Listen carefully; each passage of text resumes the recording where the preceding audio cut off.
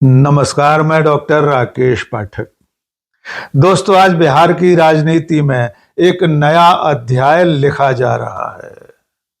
आजादी के बाद पहली बार बिहार की कमान भारतीय जनता पार्टी के हाथों में है। बीजेपी और नरेंद्र मोदी ने सम्राट चौधरी को मुख्यमंत्री बनाकर एक नई इबारत लिख डाली है। सम्राट चौधरी का मुख्यमंत्री बनना कई मायने में ऐतिहासिक है। एक तो इसलिए भी कि भारतीय जनता पार्टी दशकों से जो सपना देख रही थी, वो सपना आज पूरा हो गया है। अटल बिहारी वाजपेयी कहा करते थे कि उन्हें इस बात का इंतजार है कि बिहार में उनकी पार्टी का मुख्यमंत्री कब बनेगा। अटल बिहारी वाजपेयी का यह सपना नरेंद्र मोदी ने पूरा कर दिया है। लेकिन सम्राट चौधरी का मुख्यमंत्री बनना कई और मामलों में भी अद्भुत है। सम्राट चौधरी को मुख्यमंत्री बनाकर नरेंद्र मोदी ने और किस किस तरह के कमाल किए हैं, ये हम आज के वीडियो में आपको विस्तार से बताएंगे। सबसे पहले वो दृश्य देख लीजिए जब सम्राट चौधरी को बिहार में सत्ताधारी गठबंधन ने अपना नेता चुना। निवर्तमान मुख्यमंत्री नीतीश कुमार ने केंद्रीय मंत्री शिवराज सिंह चौहान की मौजूदगी में सम्राट चौधरी का नाम प्रस्तावित किया और उसके बाद सर्वसम्मति से सम्राट चौधरी को विधायक दल का नेता चुन लिया गया और अब वे शपथ लेकर बिहार के मुख्यमंत्री बनने जा रहे हैं। आइए पहले ये दृश्य देख लीजिए। सरकार के गठन के बाद आज यहाँ एनडीए विधायक दल की बैठक हो रही है, जिसमें मेरा प्रस्ताव है कि श्री सम्राट चौधरी जी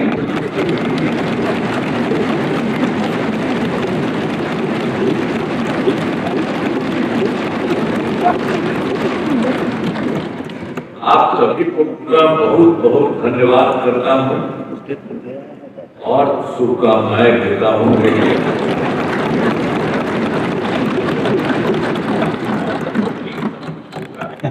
अन्य लोग भी जो मिलेंगे बहुत अच्छा रहेगा, ये बहुत अच्छा है। ठीक है।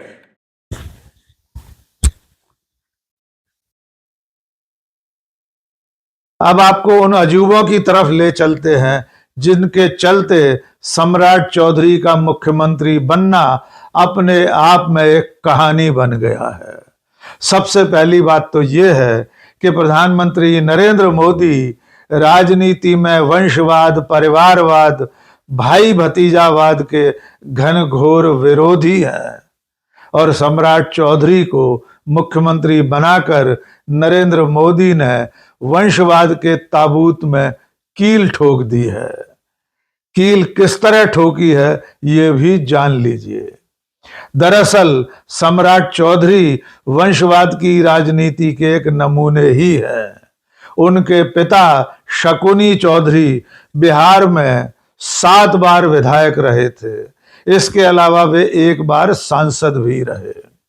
कांग्रेस के साथ राजनीति शुरू करने वाले शकुनी चौधरी ने बाद में लालू प्रसाद यादव की राजद के साथ राजनीति की थी।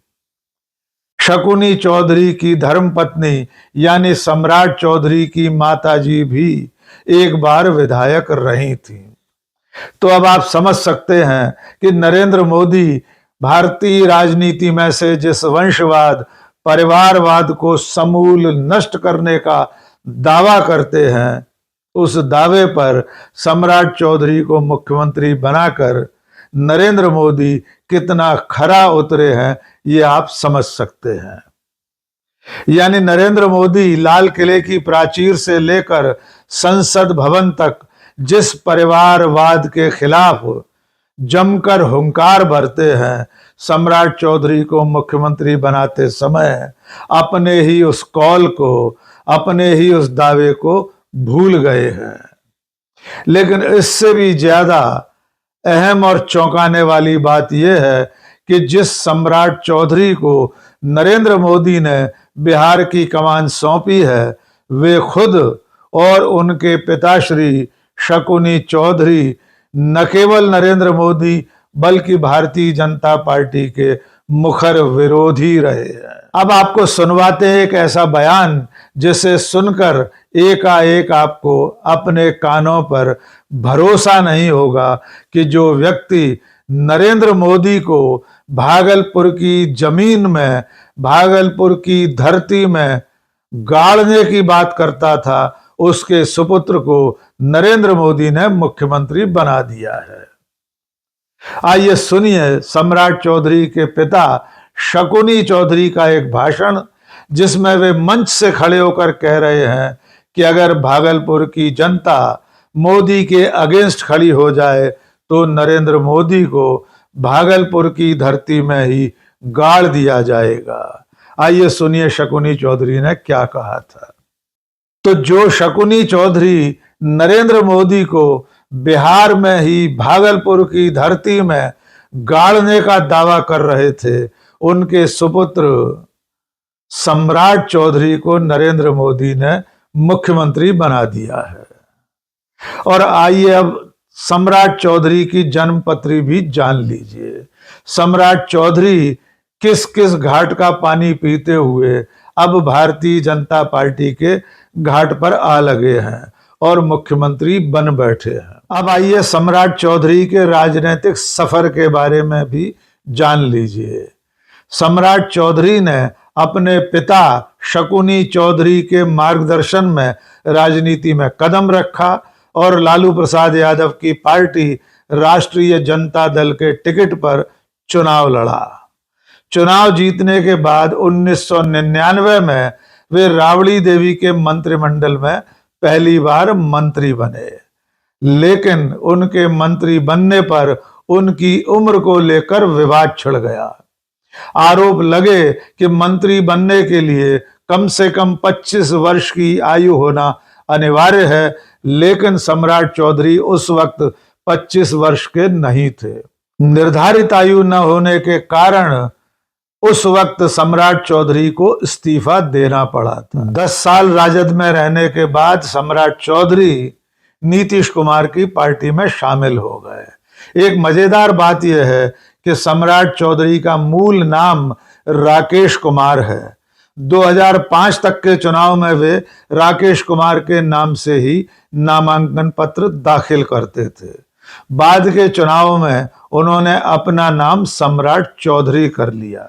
सम्राट चौधरी की उम्र को लेकर तो विवाद चल ही रहा है, इसके अलावा उनकी शैक्षणिक योग्यता को लेकर भी संदेह बना हुआ है। उनकी डिग्रियों को फर्जी माना जाता है।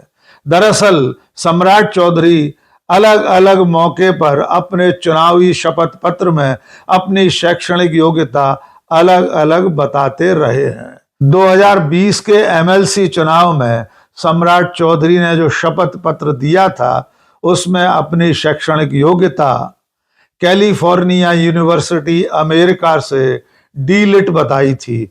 इसके अलावा प्री फाउंडेशन कोर्स मदुरई के कामराज यूनिवर्सिटी से लिखा था।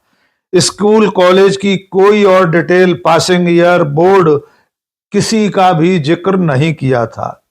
इसके बाद जब सन 2025 में तारापुर विधानसभा चुनाव लड़े, तब उसके शपथ पत्र में डीलिट ऑनरेरी के अलावा पीएफसी कामराज यूनिवर्सिटी भी लिखा। यहां भी 10वीं 12वीं ग्रेजुएशन का कोई जिक्र नहीं किया। इससे पहले के तमाम शपथ पत्र में सम्राट चौधरी ने अपनी पढ़ाई लिखाई 7वीं तक बताई थी। इसके अलावा एक अदालती मुकदमे में बिहार के स्कूली शिक्षा बोर्ड ने सम्राट चौधरी को मैट्रिक में यानी कक्षा 10वीं में 234 अंक प्राप्त करके फेल बताया था। यानी सम्राट चौधरी 10वीं पास भी नहीं है। इसके बावजूद खुद को कैलिफोर्निया यूनिवर्सिटी से डीलिट बताते हैं। अब सम्राट चौधरी के आपराधिक मुकदमे के बारे में भी जान लीजिए।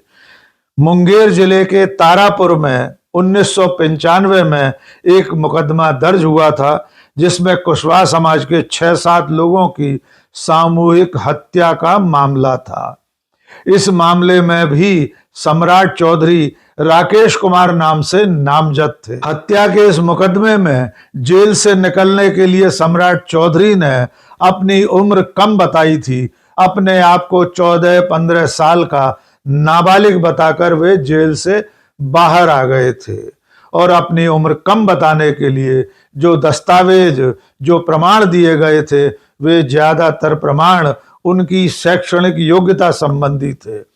यानी उनके स्कूली प्रमाण पत्र में उनकी उम्र 14-15 साल बताई गई और इस आधार पर वे हत्या के इस मुकदमे से जेल से बाहर आ गए। तो नरेंद्र मोदी ने जिन सम्राट चौधरी को बिहार की कमान सौंपी है, उनकी उम्र और पढ़ाई लिखाई को लेकर जिस तरह के दावे किए जाते रहे हैं, उससे ऐसा लगता है कि न केवल उनकी उम्र बल्कि डिग्रियों को लेकर कई तरह का फर्जीवाड़ा अब तक सामने आ चुका है। यहां तक कि जनता दल यूनाइटेड के प्रवक्ता नीरज कुमार ने सम्राट चौधरी की फर्जी डिग्रियों को लेकर बाकायदा एक प्रेस कॉन्फ्रेंस करके जानकारियां साझा की थी। आइए सुनिए नीरज कुमार ने क्या कहा था। जन स्वराज पार्टी के अध्यक्ष प्रशांत किशोर ने सम्राट चौधरी के मुख्यमंत्री बनने पर किस तरह बीजेपी और मोदी पर निशाना साधा, उसे भी सुन लीजिए। सम्राट चौधरी के अतीत के बारे में सब कुछ जानते हुए भी नरेंद्र मोदी और उनकी पार्टी ने 2017 में सम्राट चौधरी को पार्टी की सदस्यता दे दी। उसके बाद सम्राट चौधरी लगातार तरक्की करते रहे। वे शुरू में बिहार बीजेपी के उपाध्यक्ष बने, फिर प्रदेश अध्यक्ष बने, उसके बाद नीतीश कुमार की सरकार में उप मुख्यमंत्री रहे और अब वे बिहार के मुख्यमंत्री हैं। और एक मजेदार तथ्य आपको याद दिला दें, आपको याद होगा कि जब नीतीश कुमार मुख्यमंत्री बने थे और सम्राट चौधरी बीजेपी के प्रदेश अध्यक्ष थे, तब उन्होंने एक कसम खाई थी। उन्होंने मुरेठा बांधते हुए कहा था कि जब तक नीतीश कुमार को मुख्यमंत्री के पद से हटा नहीं लेंगे, ये मुरेठा नहीं खोलेंगे। यानी उनकी जो पगड़ी थी उसे न खोलने की कसम खाई थी। संयोग ये भी है कि उनकी इस कसम के बाद बीजेपी ने नीतीश कुमार के साथ ही सरकार में शामिल होना मंजूर कर लिया और इन्हीं सम्राट चौधरी को उन्हीं नीतीश कुमार के मातहत उप मुख्यमंत्री बनना पड़ा, जिन्हें हटाने की कसम खाई थी। लेकिन यह भी संयोग है कि अंततः नीतीश कुमार को हटाने के बाद इन्हीं सम्राट चौधरी को मुख्यमंत्री बनने का सौभाग्य मिला है। तो इस पूरे वीडियो के बाद आप समझ गए होंगे कि नरेंद्र मोदी ने सम्राट चौधरी को मुख्यमंत्री बनाकर किस किस तरह के कमाल किए हैं। जैसे 7 बार के विधायक और 1 बार के सांसद पिता के पुत्र को और 1 बार की विधायक माता के पुत्र को मुख्यमंत्री बनाकर नरेंद्र मोदी ने राजनीति से वंशवाद को खत्म करने का एक और ऐतिहासिक कदम उठाया है।